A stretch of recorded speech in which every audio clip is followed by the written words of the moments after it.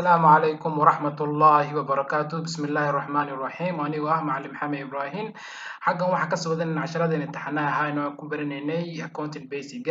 hadda waxaan qaadanaynaa casharkii mataqaana sharciga labaad oo loo yaqaan golden rules of accounting oo ah real accounting hore waxaan soo qaadanay personal accounting hadda waxaan qaadanaynaa real accounting waa maxay das definitions la qeexaa maxay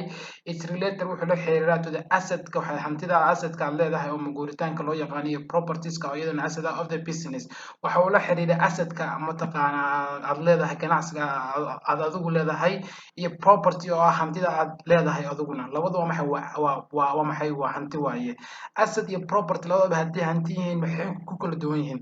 assetku waa maxay waa hantida adigu leedahay but include of the business waxa ay ku jirtaa ganacsiga even tusaale ahaan haddii aad ganacsiga khashaarto ama mataqaana ganacsigaasi fiilgaroobo oo deen lagu yeesho assetkaagi hantidaada waa loo imaanaya waana la iibinaya waa la xaraashaya hadhowna lacagta waa laga goosanaya property waa maxay iyadu waa hantida alaabta aad leedahay laakiin out of the business ganacsiga waa ka baxsanta ganacsiga kuma jirto haddaa ganacsiga khasaarto ama ganacsiga ku fashilmanto haddaa partnership dad wadaagteen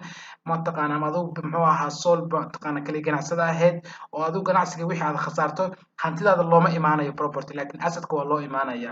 maxaa kamid ah mataqaana tusaalayaal maxaa kamid examplekiisa waxaa kamid ah furniture baa kamid ah machinery baa kamid ah computer baa kamid ah cash baa kamid ah building baa kamid ah waxaas dhan waxa loo yaqaanaa real accounting waaye waana assetka waaye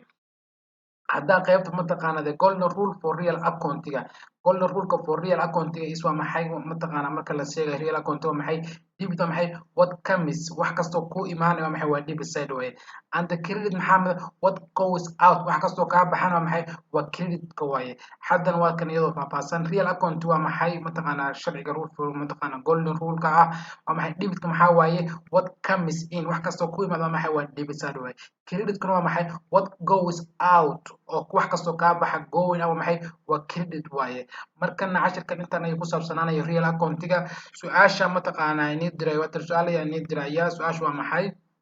casharka fahamtay iyo in kale su'aashu waa maxay what is the difference between personal account and real account maxaa u dhaxeeya personal account iyo real account